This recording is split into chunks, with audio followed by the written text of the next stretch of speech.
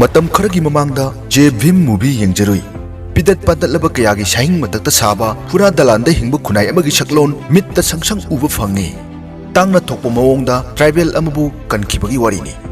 Ngasigi Sunday Paodamkhol da miyeng taminarasi movie da Taba Khunaigi Mami amadi je Bhim gi paudam.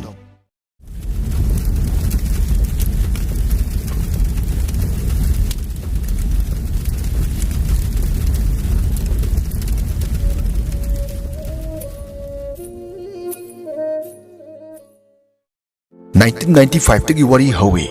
Caste system na nahetlaba mafam amada Irula tribe ki matai manau Raja Kanu amadi Sengheni uchi phaduna lin phaduna jibika oije.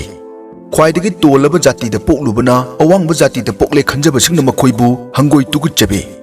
Tolaba Irula kanglupta pokpasingbu Indian praja ama oibagi ration card natraga voter ID phauba phamnaiba singna pininglamde.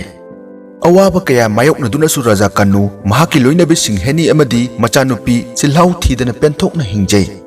Nong maahing amadi unawana na kuptuna saba makhoigi leibaki yumdu nong marakta kintarakhi. Ahing duda ningamdraba Raja Kanu na sidringai yum ama soidana sabigi haiduna wasakhi. Matam khara leiraga loinabi Sengheni na ani shuba macha mirole tabada Raja Kanu migrant labor ama oina saharda sendan bachatki. Numidang ama police na Raja Kanu thirakhi. Masa wai sangjadrabi Sengheni bu mayumdagi masam laktuna singthoklaga police station da puduna phuki. Chap chapa paukum phangdabadagi Raja Kanu gi machan mabai amadi manau nupi singbusu phaduna sa sangum phuki. Pharaba nupa singbuna maran khangdringai asokpada morok makup taisinki. Raja Kanu gi machan buna lokap manungda nupa maya mamangda phirol yauduna lehenki. Matangsida manorama gi culprit sing ningsinglakhi. Wahi pareng si iringai phaurakhiba wakhalon singbu phongdokpa ngamba matik chabu wahi thiba wari. Fibam sing asigi pau amata khangdriba Raja Kanu matu macha uningduna khungangda lakhi. Police na mabu phare. Mirol bi Sengheni budi thadokle. Mapuroiba amadi atopa nupa anibuna 3rd degree torture pire. Police na haibada Raja Kanu bu lin phanaba kaukhiba imung adudagi Raja Kanu na sel amadi sana hurali. Police na maral asi yajau haibani. Lanjadaba Raja Kanu na sengna huranjadi haibagidamak hena chai chabani. Khanghodana ahing ama macha sumliba Sengheni gi manakta police khara lakhi. Raja Kanu amadi mapang ani lokap tagi chenkre haiki. Asengba khangningduna mirol bi Sengheni police station tana khongna selaktuna kari karam haina thokpano haijaki. Adubu police amatana asengba takpirakhide. Matangsida tangna thokpa mawong amada lawyer Chandru ulakhi. Sengheni gi khunda oja oibi amana Sengheni ga Chandru ga unahanki. Police ki report matung inna police station na mayam tumlingai Raja Kanu yauna makhoi ahum lokap taki chenkibani. Wafam si Imphal mayolda sungkham sanjit hatki gumbani. Police ki aranba report ngaktani. Advocate Chandru na habeas corpus thangatkhi. Khangjin biyo police natraga jawan amana mi phaba matamda mipha adu niyom chumdrabadi habeas corpus thangatuna chairak phanghanba yai. Ain asi 2008 ta thiba khangkhidraba sanamacha gi matamda su leidi leiramme. Sahi adumaktada atopa miyoi kunithoi amasu asumna mangki. Cinema oibana je Bhim dadi advocate Chandru na asengba puthokpa ngamki. Mit karamba police na huranbagi selyana thoklaga lairaba amadi tolaba Irula kanglupki Raja Kanu yauna makhoi ahumbu maran sijinnaba tamthina phubada makhoi ahum wanthaki. Makhoi ahum hawdonglaba police na tamthiba pambai amasu sijinaki. Makhoi ahumaki mamitta morok makup namsinki. Mamit thuptuna anidi gyan tarakki. Raja Kanu di masa lengkidre. Maral lotpa yararoi khanglaklaba police singduna Sengheni bu kihanki amadi selfie duna themnaba hotnaki. Iramdam simaki thodok oiramlabadi lakh kharada yasinnarambasu yai. Tamil cinema oirubana Sengheni achumbagidamak lepki. Kotna tarakpa wayel matung inna mahaki jati bu inthoktuna thamliba khungang adugi mayolda mayum ama sarkarna sabiba haina su rai takhi. Raja Kanu na sidringai saramga haiba yumdu mahaki misina maram oiduna mapung phaki. Film asidagi wafam kaya mayak senglaki. Khut halakpa ngamlaroi khanglaba tusolaba singda akanba singbasi ngasigi khunai asida su chatnari. Khamen asinbi yolibi amagi potpham sakhaiduna manghalliba makhuttu achouba huranba kayagi mamangdadi salam hekta kotkhini. Chummi cinema dagi aikoina tamjaba yaba kayani. Munna tabiyu nangna thongna faraga miyoi lising amana natung illaba nangna lanphamdu mai pakani.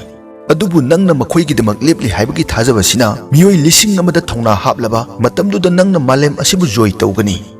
ꯑꯃꯨꯛꯁꯨ ꯍꯤꯡꯕꯒꯤ ꯃꯑꯣꯡ ꯑꯅꯤ ꯂꯩ ꯑꯍꯥꯟꯕꯗ ꯑꯣꯏꯔꯤꯕ ꯈꯨꯗꯤꯡꯃꯛꯁꯤ ꯑꯣꯏꯖꯁꯅꯨ ꯈꯥꯡꯗꯨꯅꯇ ꯂꯩꯌꯨ ꯅꯠꯇ꯭ꯔꯒꯅ ꯑꯔꯥꯟꯕꯗꯨ ꯁꯦꯝꯗꯣꯛꯅꯕꯒꯤ ꯂꯤꯡꯖꯦꯜ ꯂꯩꯌꯨ ꯗꯥꯏꯂꯣꯒꯁꯤꯡꯁꯤ ꯑꯐꯥꯎꯕ ꯐꯤꯂꯝ KGF ꯑꯃꯗꯤ ꯔꯪꯒꯗꯦ ꯕꯁꯟꯇꯤꯒꯤꯅꯤ ꯃꯃꯟ ꯌꯥꯝꯂꯕ ꯋꯥꯍꯩ ꯉꯥꯛꯇꯅꯤ ꯍꯥꯏꯖꯅꯤꯡꯉꯤ RK ꯄ꯭ꯔꯣꯗꯛꯁꯟꯅ ꯈꯨꯗꯣꯜ ꯇꯝꯖꯈꯤꯕ KGF 2 ꯊꯤꯡꯈꯤ ꯍꯥꯏꯔꯤꯕ एपिसोड ꯑꯗꯨꯗ ꯆꯦꯅꯦꯜ ꯑꯁꯤꯒꯤ ꯁꯕꯁꯀ꯭राꯏꯕꯔꯁꯤꯡꯅ ꯄꯤꯕꯤꯔꯛꯈꯤꯕ ꯀꯃꯦꯟꯠꯁꯤꯡꯕꯨ ꯅꯩꯅꯖꯔꯨꯕ ꯃꯇꯝꯗ ꯑꯌꯥꯝꯕ ꯀꯃꯦꯟꯠ ꯑꯁꯨꯝꯅ ꯐꯪꯖꯈꯤ ꯃꯅꯤꯄꯨꯔ ꯐꯤꯂꯝ ꯑꯌꯥꯝꯕ ꯃꯅꯦꯝ ꯃꯃꯧ ꯑꯃꯗꯤ ꯍꯦꯡꯉꯣ ꯉꯥꯛꯇ ꯉꯥꯏꯔꯦ खरना ताकपिरकपदना स्टोरी लाइन अयाम मानई अमदी एक्टर डायरेक्टर अमदी टेक्निकल सपोर्ट चिंग मियोइसिंग मतिक चाना ट्रेनिंग फंगब नत्रगा नॉलेज लेते खरना ताकपिरकपदना मणिपुर फिल्म इंडस्ट्री दी सक खक्ता येंगी एक्टिंग येंगदे RK प्रोडक्शन मसिगी मरम खंथजरुब मतमदा असुमना फंगजै मूवी अमा नत्रगना एक्टर एक्ट्रेस अमा येंगे येंगलोय हाइबसी टिकेट कगलगा येंगदौरिबा अैखोई चॉइस ने पक्तबा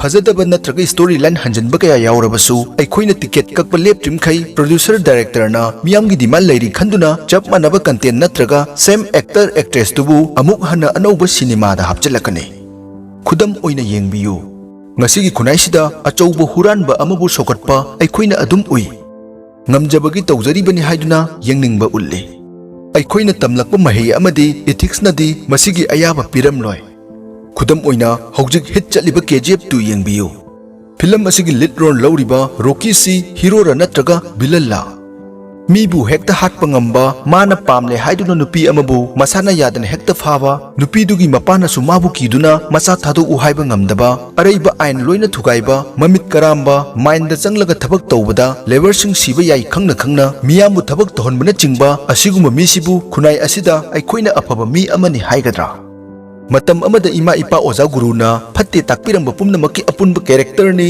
KGF की रॉकी अदुबु मियोय क्याना माबु हीरोनी हाइदौरी मतौसु तमनदौरी पुष्पा फिल्म की अलू अर्जुन सु अदु मंगाय इथंता हंगबियो ngasi sel khwaidagi taliba movie singsida hero oiriba makoisi asengbagidi bet amagi magul chapchana cheli शास्त्रना हाय मी अमा 100% फबा नत्रगा फत्तबा लेते जिन्यांग कंसेप्ट सु मसिनी अदुबु फिल्म त सिकिबा बेटना सकनुसिबा हीरो की फैमिली अमा नत्रगा हेरोइन फारबा फुरबा नत्रगा हाटपा तारबदि अैखोइना बेट टू हीरो सारिबदुना फुरिमकै हरावी अदुबु बेट टू फुद्रिङै नत्रगा हाट्रिङै हीरोना बेट की मियोइ चाममुक थुदेकपा नत्रगा अमुक खक्की थंगाइना हाटखिबदुदि अैखोइना करिसु खंदे सिखिबा मखोइ चामदुगिदि मचन मच्चा ममा मपा लेरमलोइद्रा थबक फंगदबा मखोइना मयुम मचा थाकनबा बेट टू की थकुल तौजबा ओइरमलदि मखोइना सिबदा अतै थवाइ कया अमसु सिरमलोइद्रा वहांसिंग असिगी ख्वाइदिगी संबा पौखुमदी सिनेमागी वाबु हाइगनी